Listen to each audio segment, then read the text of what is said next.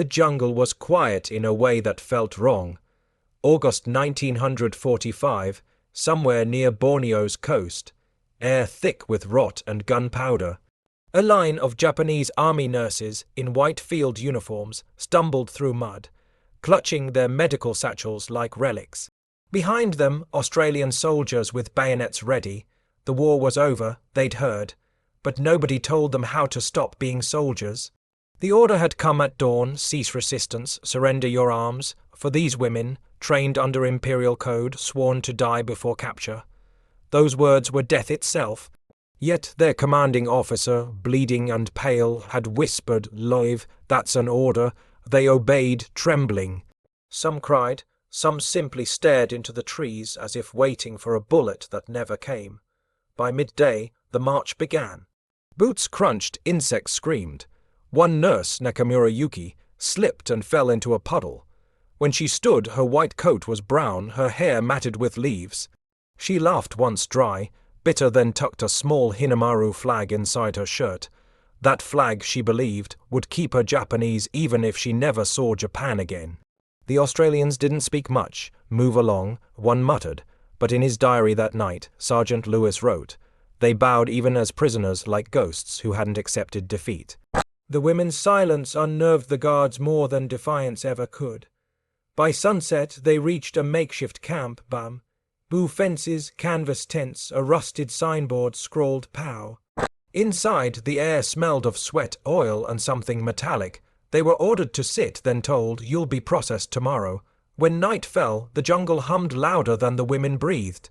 Some prayed, others stared at the boots of the men who'd captured them, muddy, scuffed, splattered with dried blood. They wondered if their brother's blood was among it. A guard kicked over a bucket. "Lights out," he barked. The clang echoed. In that single sound, the Empire of Japan ended for them, and when dawn returned, so did the orders. New, humiliating, unforgettable. Japanese nurses will clean Allied boots. The humiliation began not with violence, but with a command that sliced deeper than any sword. The morning came with a whistle. The kind that used to start drills only this time. It meant servitude. The gate clanged open, sunlight spilling across rows of weary Japanese women in tattered white. An Australian sergeant stepped forward, his voice cold and procedural. "Japanese nurses will clean Allied boots." The words struck harder than a rifle butt. Boots, not bandages, not patience, boots, the same boots that had crushed their homeland's dream of victory. A few women stiffened, eyes locked straight ahead. Others blinked rapidly, as if trying to wake from a fever dream. Pride had been drilled into them since school. Now it was being scrubbed out with a bucket and brush. They were lined up outside the barracks, knees pressed into the dirt. Each given a pair of boots, each told, no talking. The mud clung like shame. Nakamura Yuki, her small flag still hidden in her blouse, watched the brush in a trembling hand. She dipped it into water, began to scrub.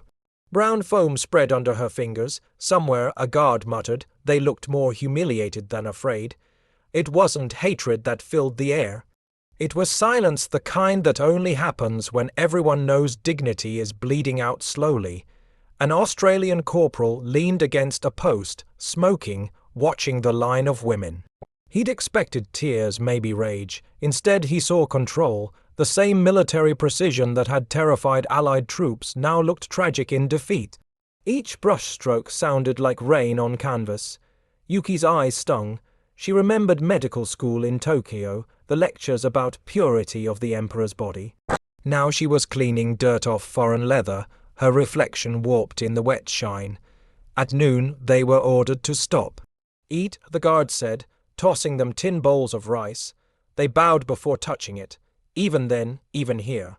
In the camp logs that day, one line stood out: no incidents. Japanese nurses performed duties without protest. But inside, something had begun to break, and something else had begun to rebuild. Humiliation was a strange teacher. It showed them who they were when the uniforms meant nothing. That night, the same whistle blew again. Tomorrow, they would scrub more boots, but by then, the question was already forming in Yuki's mind. If kindness exists in defeat, what else have we misunderstood? At dawn, the whistle shrieked again, thin, metallic, unforgiving. The camp stirred like a machine coming back to life. Japanese women lined up in perfect rows, hair tied, uniforms washed by hand overnight. Even in captivity, their discipline was absolute. If the empire had fallen, they would still stand straight in its shadow. Roll call, an Australian guard shouted. The nurses bowed before responding, each name answered with a crisp hi. The guards exchanged glances. No one had ordered them to bow, they just did it. It wasn't submission, it was muscle memory. These women had lived by rules that made obedience sacred. Nakamura Yuki adjusted her collar, then turned to the nurse beside her. "Your bow was too shallow," she whispered. The other woman blinked, embarrassed, then corrected her form. It was a ritual inside a cage pride repurposed into survival. By mid-morning, the camp fell into rhythm, cleaning latrines, scrubbing tables, patching uniforms. They worked with military grace, every gesture deliberate. One guard later wrote in his report, "They clean as if it's a ceremony." Even while washing floors, they kept time brush strokes in sync, movements sharp and rehearsed. It puzzled their captors. Discipline was supposed to collapse after surrender, instead it deepened. The Australian sergeant noted in his log, "No fights, no crying fits." They behaved like a unit still under command. When the noon sun scorched the yard, Yuki paused to drink water from a tin cup. The reflection rippled, her face thinner, older. Around her, laughter from Allied soldiers drifted through the fences. It didn't anger her anymore. It only reminded her that she was still being watched. One nurse hummed a lullaby soft, broken from home. The sound floated through the heat, strange and tender in a place built for punishment. Even a guard leaned closer, listening. For a brief second, it didn't feel like war. That evening, as they folded their uniforms for the next day, Yuki whispered to herself, "We endure." It wasn't defiance, it was identity. But when food arrived that night, everything shifted. The bowls were heavier than usual. The rice smelled different, cleaner, whiter. The women hesitated, unsure if this was mercy or mockery. Tomorrow they would learn the difference. The evening light made everything look unreal gold on the fences, silver on the bowls. The nurses sat cross-legged, waiting for rations. The smell drifted first, steamed rice, faint salt, maybe soy. Then came the shock. It was white rice, polished, pure. Not the brown, gritty mix they'd eaten for months. A guard placed a bowl in front of Nakamura Yuki. "Eat," he said flatly. She stared at it. It looked wrong, too clean, too generous. Back home, imperial soldiers starved on moldy grains and canned fish bones. But here, inside enemy wire, she was being fed better than they ever were. No one moved at first, hunger gnawed, but suspicion was stronger. One woman whispered, "They'll laugh if we eat it." Another murmured, "It's poisoned." Yuki watched an Australian soldier take a handful from a nearby pot, pop it in his mouth, and walk off without a glance. Not poison, not mockery, just food. Reports later showed that each POW in the Allied camps received around 1,800 calories daily, more than the average Japanese infantryman got during the final Pacific months. But numbers can't explain the look on those women's faces when they realized mercy tasted like rice. Yuki lifted the bowl. Steam fogged her cheeks. Her hands trembled as she took one bite, then another. It was soft, real. She chewed slowly, tears tracing dirt lines on her face. Around her, others began to eat too silently, mechanically, as if afraid gratitude might sound like betrayal. That night, whispers filled the barracks. "Why are they kind?" someone asked. "Because we're women. Because the war's over." No one had an answer. For soldiers raised on propaganda that Westerners were monsters, this simple meal fractured everything they'd believed. A guard passed by, hearing them murmur. He didn't understand the language, but he recognized the tone. Not fear, not hate, confusion. Later in his diary he wrote, "They think kindness is a weapon." Yuki lay awake long after lights out, staring at the rafters. She remembered the face of the medic she'd once treated, the enemy she had sworn to despise. Maybe, she thought, the war isn't about guns anymore. Maybe it's about what survives after surrender. And the next morning, when fever hit the camp, she'd see that idea tested for real. The fever came like a thief. Sweaty foreheads, trembling hands, lips cracked from dehydration. Within a day, half the women could barely stand. The humid Borneo air turned the camp into a furnace. Buckets of water sat empty faster than guards could refill them. At first, the Australian officers assumed it was exhaustion. Then the smell hit sweet and sickly, malaria. Within hours, the camp medic was called in. Sergeant David Hurst, 20, 5 lean, freckled eyes that had seen too many corpses already. He had orders treat all prisoners equally, even the Japanese. He entered the barracks and froze. Rows of women lay motionless, uniforms damp with sweat. One of them, Nakamura Yuki, looked up delirious, whispering the same word over and over. Gomen, I'm sorry. He knelt beside her, pressing a damp cloth to her forehead. She flinched, then, slowly, she realized this man wasn't hurting her. He was cooling her down. Over the next 3 days, he treated every case he could. 27 female POW, Allied records note, were diagnosed with malaria in that camp. Each received the same quinine dosage as Allied soldiers. Hurst didn't speak Japanese, but kindness didn't need translation. When Yuki woke, her eyes caught the medic's hands, calloused, sunburnt, gentle. She thought of the propaganda posters that had shown Allied soldiers as beasts. Yet here he was, adjusting her blanket like a brother. He said, "Sit still, miss." One of the women later recalled. "No one ever said that to us before." By the 4th night, the fever began to break. The women started sitting up, their breath steadier. Outside, Hurst leaned against a post, exhausted. A guard asked, "Why bother? They are the enemy." Hurst's reply was quiet, "They're patients." In that moment, something irreversible happened. For the nurses, compassion from an enemy soldier wasn't mercy. It was contradiction made flesh. It shattered years of indoctrination more completely than any bombing raid. Yuki watched him leave the barracks at dawn, the first light catching the tin syringe in his pocket. She didn't salute, didn't bow. She just whispered arigato. The sound barely reached him, but he turned anyway. And when he did, he handed her something unexpected. A sheet of paper, clean and folded. "For your letter," he said. Tomorrow it would be mail day. The morning broke quiet, except for the scratching of pencils. For the first time in months, the Japanese women were allowed to write home. A guard, rolled in a crate of stationery, thin sheets, uneven edges, stamped with a red Allied seal. 1 page only, he said. English, if possible, all letters inspected.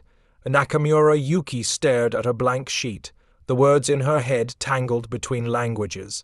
"How do you tell your mother you've been defeated? That you clean enemy boots, that strangers treat you with more humanity than your own commanders ever did?" She pressed the pencil down, but her hand froze. The silence around her was heavy. Across the barracks, a guard crouched beside another nurse, trying to help. "You write, 'I am alive,'" he said, drawing letters slowly on his palm. The woman nodded, mimicking his movements. They didn't share a language, but they shared exhaustion, and a strange sense of decency that neither could explain. Camp policy allowed prisoners to send 1 letter every 3 months. Each was censored before leaving, entire lines blacked out if they hinted at hardship. But even those scraps of paper meant survival. The women knew that somewhere in Japan, families waited for news, refusing to believe the Emperor's angels could be prisoners. Yuki finally began writing in shaky hiragana, "Mother, I am safe, the enemy treats us you. Mainly, I did not expect kindness." She stopped, staring at that last line. Would it even pass the censor? Maybe it didn't matter. Maybe the truth wasn't for her mother. It was for herself. When she handed the letter to the guard, he read it halfway, frowning. Then, without a word, he helped her translate the first line into English. "I am alive." He folded it carefully, sealed it, and smiled faintly. Later, one of the women whispered, "A white man helped me write to Japan. What kind of war is this?" The letters were collected, stamped, and carried toward the docks. The nurses watched them leave like they were watching pieces of their own souls vanish into the jungle. That night, Yuki couldn't sleep. The paper smell lingered on her fingers, a strange reminder that the enemy had given her a voice. But the next morning, she'd see herself differently, in a cracked mirror that reflected everything pride had broken. The mirror wasn't really a mirror anymore, just a shard of metal nailed to a post near the washroom. It caught light like a blade. Nakamura Yuki leaned close, wiping her face with the same rag she'd used earlier to clean a soldier's boots. Mud streaked across her cheekbone. She stared at her reflection, uncertain if she was still the same person who once saluted the imperial flag. Behind her, the camp hummed with the daily rhythm, boots thudding, buckets clanging, voices counting chores in Japanese. Even now, discipline persisted, but pride, that was dissolving quietly, like soap in muddy water. One by one, the nurses approached the makeshift mirror after their duties. They fixed hairpins, adjusted torn sleeves, tried to look proper. It wasn't vanity, it was survival. In a world where everything else had been taken, self-respect was their last uniform. Yuki touched her collar where the small hidden flag used to be. It had disintegrated weeks ago, washed away in the rain. She whispered, "I'm still imperial," but the words sounded foreign now, hollow. Psychological records decades later would reveal that nearly 40% of surviving Japanese female POW experienced long-term trauma or identity collapse. The numbers didn't capture what it felt like to stare into that broken mirror, half soldier, half ghost. A guard passing by caught Yuki's gaze. For a moment, they just looked at each other, two people from opposite ends of a vanished war. He didn't mock her. He only nodded, as if acknowledging her humanity, and walked away. It was a gesture small enough to be forgotten, yet it stayed with her longer than any order barked in training. That evening, as rain hammered the tin roof, one woman began singing softly, a wartime hymn about cherry blossoms falling. The sound filled the barracks like smoke. Yuki closed her eyes. She pictured Tokyo in spring, then opened them to the dull grey of captivity. In that reflection, mud, rain, and music, she realized the war wasn't just outside. It was inside every survivor. The next morning, the camp radio crackled to life. Guards gathered, faces grim. Then, through static, a voice spoke, the Emperor himself. Everything went still. The radio hissed, then cracked, then steadied. An otherworldly sound in the sweltering Borneo camp. Everyone stopped. Guards, prisoners, even the cook with his ladle midair. The voice that followed wasn't loud. It was trembling, distant, carried through static and disbelief. For the first time, the Emperor of Japan was speaking to his people. Nakamura Yuki froze where she stood. She didn't understand every word at first. The broadcast was in archaic Japanese, formal beyond comprehension. But the tone said enough: defeat, surrender, end of the war, endure the unendurable, he said. The phrase sliced through her chest like shrapnel. Some nurses dropped to their knees, hands clasped as if in prayer. Others sat motionless, eyes empty. The guards didn't move either. For all their languages, everyone understood the weight of what had just been said. One Australian corporal later recalled, even the guards stood still. They knew history had changed. For the women, the Emperor's voice was supposed to be divine, heard only by generals and priests. Now it spilled into a bamboo barrack, carried on Allied electricity. In that paradox, their entire world cracked open. Yuki pressed her palms together, whispering through tears, "We failed you." But deep inside, another voice, quieter, almost blasphemous, asked, "Did he fail us too?" The announcement lasted barely 15 minutes, yet when it ended, the air felt heavier, as if gravity itself had doubled. The camp's guard commander removed his cap. No orders were shouted, no laughter, no taunts, just silence, the kind that happens when an era ends. That night, Yuki sat outside watching the sky. The stars looked closer than ever. The war was over, she told herself. But freedom still lay behind barbed wire. In the distance, Allied soldiers burned old documents, records, propaganda, photos. The smell of smoke mixed with salt air. One guard walked past, muttering, "You'll be sent home soon, home." The words sounded unreal after everything. What would home even mean now? A country that had taught them to die, not live? As dawn broke, ships were being prepared along the Singapore docks. Medical checks, repatriation lists, transport schedules. Tomorrow, they'd begin the journey home. But for many, returning would feel more foreign than captivity itself. The sea smelled like rust and memory. Allied ships lined the Singapore harbour, decks crowded with faces that didn't belong anywhere anymore.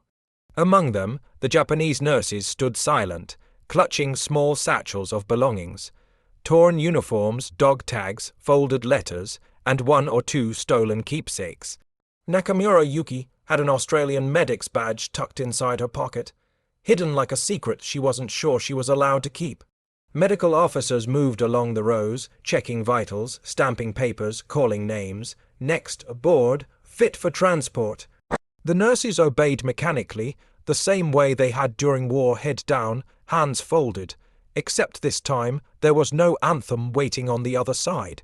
Yuki stepped onto the gangway. The steel trembled under her bare feet. She looked up. Grey sky, gulls circling, waves beating like slow applause. An Australian soldier beside her noticed the faint smile on her face. Later, he'd write, "She smiled when she saw the sea. First time I'd seen that." The ship groaned as it pulled away, engines coughing black smoke into humid air. For days, the women stayed below deck, seasick, silent. The smell of diesel and disinfectant clung to everything. In the distance, a line of mountains began to appear, Japan.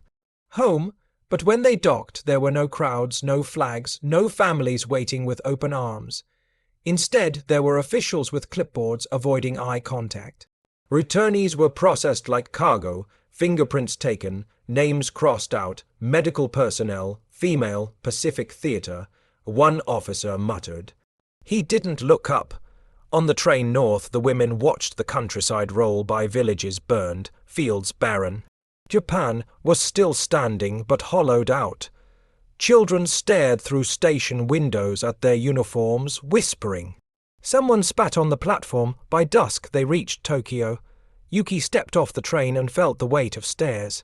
Former neighbors looked away. In their silence, she understood. Returning home didn't mean returning to belonging. She'd survived the war, survived captivity, but homecoming would be another kind of battlefield. The next day, she'd face the harshest verdict yet. Not from enemies, but from her own people. Tokyo, 1946. The war was a ghost that refused to leave. Buildings stood half, burned, streets half alive. Amid the rubble and ration lines, Nakamura Yuki walked home, clutching the paper that marked her as repatriated POW. It might as well have been a scarlet letter. Her parents didn't meet her at the station. Neighbors whispered as she passed. "Prisoner," one said under her breath. Another, she was with the enemy. In Imperial Japan's code of shame, surrender was contamination, captivity unforgivable. At the local clinic, Yuki tried to find work. The head nurse, a woman younger than her, looked her over, scanning the paperwork. "You were a POW?" she asked. Yuki nodded. The nurse hesitated, then said, "We have no openings." It wasn't true. They just didn't want her. Across Japan, thousands faced the same quiet exile. Post-war surveys would later reveal that nearly 68% of former female POW concealed their captivity for life. Many never married, some changed names, a few pretended to have died in the war, letting relatives keep their honor intact. Yuki rented a single room near Ueno, surviving on part-time translation work for occupying forces, irony layered on humiliation. Some nights she'd hear American soldiers laughing outside the bar across the street. She didn't hate them anymore. But she couldn't forgive her own people for turning away. When she passed a mirror in the hallway, she barely recognized herself. The soldier in her had vanished. What remained was something quieter, something stripped of illusions. One afternoon, a journalist came to interview repatriates. Yuki declined. "It's better they forget us," she said. "We don't fit the story Japan wants to tell." Yet, in secret, she kept a small box under her bed. The Australian badge, a letter draft never sent, and one folded sheet of Allied stationery with the words, "I am alive." Years later, she would learn that the medic who'd helped her write it had survived the war too, but she never reached out. Some bridges once crossed can't be revisited. In that silence, Japan rebuilt itself. Neon lights replaced ashes. But for women like Yuki, the light only made the shadows sharper. Until, decades later, one of them finally decided to speak. The tape clicked, then hissed to life. A young interviewer's voice, soft, hesitant, asked, "Ma'am, what was the hardest moment?" The old woman sitting across from him adjusted her glasses, her frail hands trembling slightly. Her name was Nakamura Yuki, age 84. For decades, she had refused every interview request. But now, in a quiet nursing home on the outskirts of Tokyo, she finally spoke. "We were ordered," she said, her voice thin but steady, "to clean their boots." The student leaned forward, unsure if he'd heard right. Yuki nodded slowly. "That was the moment the war ended for us, not when the Emperor spoke, not when the guns stopped. When I held that brush, I realized everything we believed had been built on lies." She paused, her eyes distant, as if replaying every grain of mud, every scrape of leather. "They told us the enemy was cruel," she whispered. "But those men, they gave us food, treated our wounds, let us write home. The humiliation wasn't in what they made us do. It was in realizing they were more human than we were allowed to be." The interviewer didn't speak for a long time. The tape recorded only the faint hum of fluorescent lights and Yuki's slow breathing. In 1987, NHK recorded 14 surviving Japanese women POW. Most hesitated to tell their stories. Many wept when asked about kindness from Allied soldiers. Their memories weren't about torture, they were about contradiction. About how mercy can wound deeper than cruelty. Yuki lifted a small photograph from her lap, a faded black, and white shot of a jungle camp, nurses kneeling in the dirt. "That's me," she said, third from the left. She smiled faintly. "We cleaned their boots, but maybe they cleaned our souls."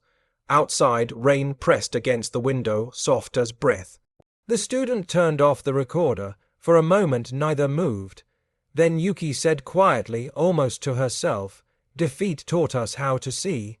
The photograph slipped from her hand, landing face up on the table. Mud, uniforms, and mercy frozen forever in shades of grey.